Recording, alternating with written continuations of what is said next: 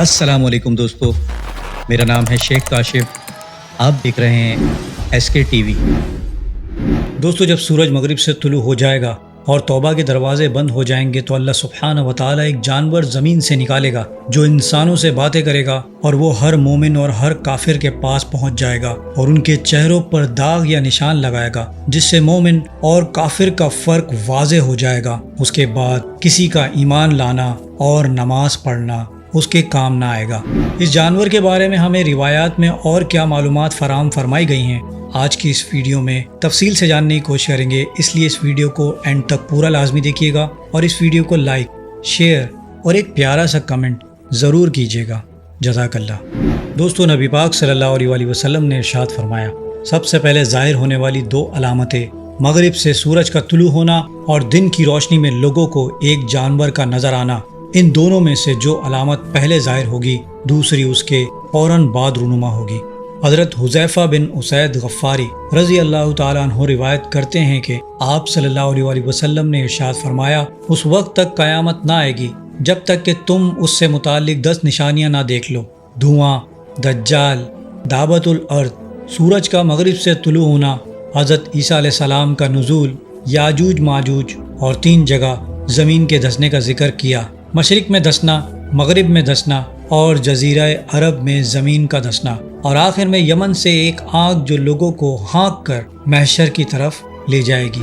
دعوت الارض کے بارے میں حضرت ابن زبیر کا قول ہے کہ اس کا سر بیل کے سر کے مشابہ ہوگا، آنکھیں خنزیر کی آنکھ کی مانند ہوں گی، کان ہاتھی کی طرح ہوں گے، گردن شتر مرغ جیسی ہوگی، سینہ شیر جیسا، کمر بلی جیسی، دم مینڈے کی طرح اور پاؤں اونٹ کی طرح ہوگا، جبکہ رنگ چیتے جیسا ہوگا۔ دعوت الارض زمین سے نکلے گا اور لوگوں سے باتیں کرے گا۔ یہ اسی دن نکلے گا جس دن سورج الٹا طلوع ہوگا۔ یہ ایک بھاری بھرکم جانور ہوگا اور اس کی پہچان کے بارے میں بے شمار روایات موجود ہیں۔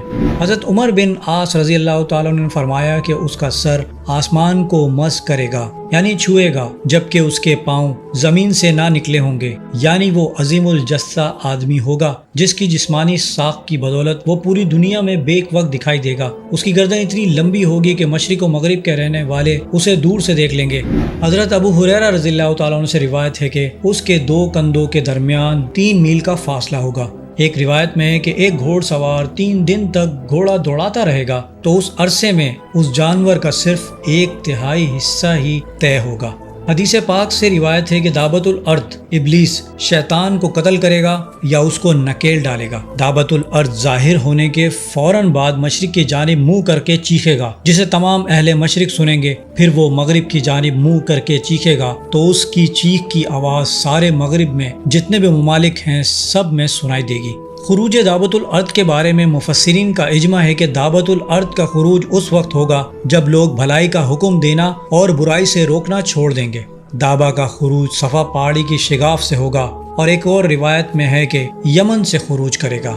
ابن کثیر نے بحوالہ ابو داؤد طیالسی سے ایک طویل حدیث بیان کی ہے کہ جس میں روایت کیا گیا ہے کہ آپ صلی اللہ علیہ وسلم نے فرمایا، یہ 3 بار نکلے گا۔ پہلے یہ دور دراز جنگل سے ظاہر ہوگا، اس کا ذکر شہر مکہ تک نہ پہنچے گا۔ پھر ایک طویل عرصے کے بعد ذرا قریب ظاہر ہوگا تو اس کی شہرت دیہاتی علاقوں میں عام ہوتے ہوتے شہر مکہ تک پہنچ جائے گی۔ لوگ اللہ سبحانہ و تعالیٰ کی سب سے حرمت والی اور عظمت والی مسجد میں ہوں گے کہ اسی اثنا میں یہ دعویٰ ظاہر ہوگا۔ وہاں یہ لوگوں کو خوفزدہ نہیں کرے گا، البتہ رکن یعنی حجر اسود اور مقام ابراہیم کے درمیان سے سر سے مٹی جھاڑتا ہوا پہنچے گا۔ لوگ اس کو دیکھ کر بھاگنے لگیں گے۔ مومن کی ایک جماعت وہاں پر رہ جائے گی، یہ ان کے پاس آئے گا اور ان کے چہروں کو بڑے روشن ستاروں کی طرح بنا ڈالے گا۔ پھر زمین میں چکر لگائے گا، نہ کوئی اسے پکڑ سکے گا اور نہ کوئی بھاگ کر اس سے بچ سکے گا۔ اس وقت کافر اور مومن کی پہچان واضح ہو جائے گی۔ ابن ماجہ نے حضرت ابو ہریرہ رضی اللہ تعالیٰ عنہ سے روایت کیا ہے کہ نبی پاک صلی اللہ علیہ وسلم نے ارشاد فرمایا، دعوت الارض نکلے گا تو اس کے پاس موسیٰ علیہ السلام کا عصا اور حضرت سلیمان علیہ السلام کی انگوٹھی ہوگی۔ وہ عصے سے کافروں کی ناک میں نکیل ڈالے گا اور مومن کے چہروں کو انگوٹھی سے جلا یعنی روشنی بخشے گا، یہاں تک کہ ایک دسترخوان پر کھانا کھانے والے اکٹھا ہو کر کہیں گے کہ یہ مومن ہے اور یہ کافر۔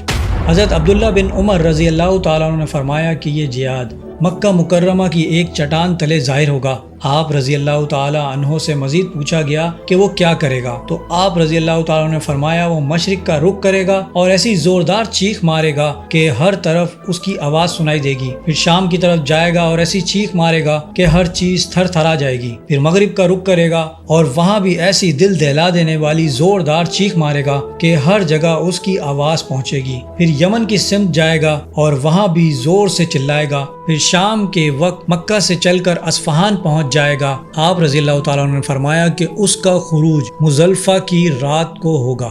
جب دابت الارض زمین میں نکل جائے گا تو لوگوں میں اس کا خوف و ہراس پھیل جائے گا۔ دابت الارض اپنے خروج کے بعد جب ہر طرف چیختا چنگاڑتا ہوا بھاگے گا تو لوگ ڈر کر ایک ساتھ اور الگ الگ منتشر ہو جائیں گے، صرف مومنوں کی ایک جماعت بے خوف کھڑی رہے گی، وہ مومنوں اور کافروں کے چہروں پر نشان لگائے گا، کوئی شخص اس سے نہ بچ پائے گا، حتیٰ کہ ایک آدمی اس سے بھاگ کر نماز کی پناہ لے گا تو وہ پیچھے سے آ کر اس آدمی سے کہے گا اے فلاں تو اب نماز پڑھ رہا ہے، پھر وہ اس کے سامنے آ کر اس کے چہرے کو داغ کر چلا جائے گا، اس کے نشان لگانے سے مومن کا چہرہ چمک جائے گا جبکہ کافروں کا چہرہ داغدار اور سیاہ ہو جائے گا۔ عبداللہ بن عمر رضی اللہ تعالیٰ عنہ کا قول ہے کہ یہ جانور ہی وہ جاسوس یعنی جساسہ ہے جس کا ذکر تمیم داری کی حدیث میں ہوا ہے۔ دابت الارض کے بارے میں مزید روایات کچھ اس طرح سے ہیں کہ حضرت ابو ہریرہ رضی اللہ تعالیٰ عنہ فرماتے ہیں کہ اس کے جسم پر سب رنگ ہوں گے اور اس کے دونوں سنگوں کے درمیان ایک فرسخ یعنی 3 میل کا فاصلہ ہوگا۔ حضرت ابن عباس رضی اللہ تعالیٰ عنہ فرماتے ہیں کہ دابا ایک سخیم نیزے کی مانند ہوگا۔ حضرت علی رضی اللہ تعالیٰ عنہ فرماتے ہیں کہ اس کے بالوں پر کھر اور داڑھی ہوگی لیکن دم نہ ہوگی، یہ ایک برق رفتار گھوڑے کی رفتار سے ظاہر ہوگا۔ حضرت ابو ہریرہ رضی اللہ تعالیٰ عنہ نے فرمایا کہ وہ پٹھوں والا اور بالوں والا ہوگا۔ اسی طرح حضرت ابن عمر رضی اللہ تعالیٰ عنہ نے فرمایا روئیں دار اون اور بالوں والا ہوگا۔ حضرت حذیفہ رضی اللہ تعالیٰ عنہ نے فرمایا کہ وہ پروں والا، اون والا اور بالوں والا ہوگا، اسے کوئی پکڑ نہ سکے گا۔ حضرت عمر بن عاص رضی اللہ تعالیٰ عنہ نے فرمایا کہ اس کا سر آسمان کو مس کرے گا یعنی چھوئے گا اور پاؤں زمین سے نہ نکلے ہوں گے۔ حضرت ابن عباس رضی اللہ تعالیٰ عنہ سے مروی ہے کہ اس میں تمام جانوروں کے رنگ ہیں اور ہر امت کی علامت۔